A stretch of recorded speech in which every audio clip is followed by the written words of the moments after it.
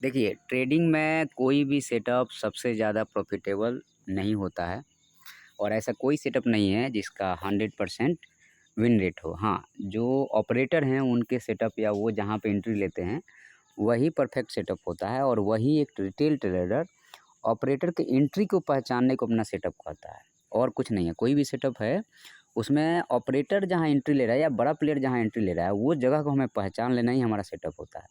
तो कई बार ऑपरेटर भी तो फेल होता है, बड़े प्लेयर के बीच में भी, तो इसलिए 30% या 40% जो हमारा लॉस होता है, उसका मुख्य कारण यही होता है कि ऑपरेटर बड़ा प्लेयर एंट्री ले, उससे बड़ा प्लेयर वहाँ पे एंट्री ले लिया या उसका प्लान कुछ और है और आपने उसको डाउन करने की कोशिश किया तो आपका एसएल हो गया। इसलिए 30% हमारा एसएल होता है या 40%। तो आप कोई भी एक परफेक्ट सेटअप ढूँढो जिसकी विन रेट 60 से 70% है जनरली। उसके बाद में फिर कभी जीवन में उसमें इम्प्रूवमेंट करना है करते रहो, लेकिन अब नेक्स्ट सेटअप की तरफ नहीं बढ़ो। क्योंकि ट्रेडिंग में सामान्य तौर पे लोग क्या कर रहे हैं कि हमेशा एक सेटअप पे काम करेंगे, जब 3-4 बार प्रॉफ़िट होगा उसके बाद 4 बार लॉस होगा, तो फिर छोड़ के फिर नेक्स्ट सेटअप पे काम करेंगे और ऐसे ही साल भर, 2 साल, 3 साल या 4 साल निकल जाता है, प्रॉफ़िटेबल नहीं बनते, हमेशा कैपिटल ड्रॉ डाउन होते चला जाता है। इसका मुख्य कारण यही है कि आप हमेशा सोच रहे हो कि जो मैं सेटअप यूज़ कर रहा हूँ वो सही नहीं है, इससे अच्छा भी कोई सेटअप हो सकता है, बंद करो ये सब।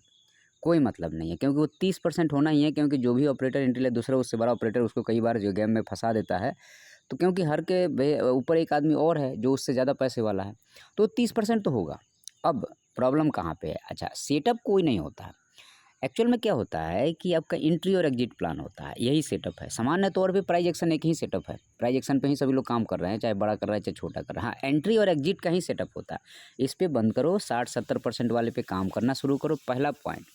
दूसरा पॉइंट क्या आपको ध्यान रखना है, जब भी आपको प्रॉफिटेबल ट्रेडर बनना है तो अब अपने साइकोलॉजी पे, और दिन में 1 या 2 ट्रेड आपके सेटअप पे बन रहा बहुत होता है।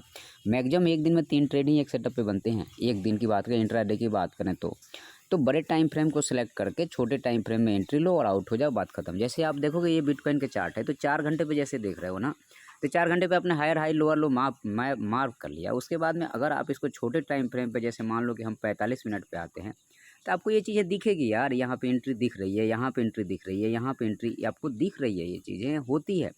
पहले ऑपरेटर क्या करता है कि नीचे वाले का स्टॉप लॉस हंट करता है, उसके बाद फिर क्या करता है, वो आगे बढ़ना शुरू करता है। जैसे हम लोग यहाँ पे बोला था, देखिए यहाँ से ये आया तो ये जो यहाँ जितने लोग बाई किए उसको निकालेगा फिर जाएगा।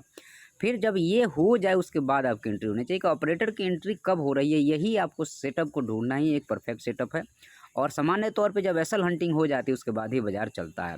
काहे कि जाहिर सी बात है, बाजार को चाहिए लिक्विडिटी, तो लिक्विडिटी पे हम आपको एक नेक्स्ट वीडियो बना के देंगे, अगर आप लोगों का यहाँ पे अच्छा आपका रिप्लाई आता है तो। धन्यवाद।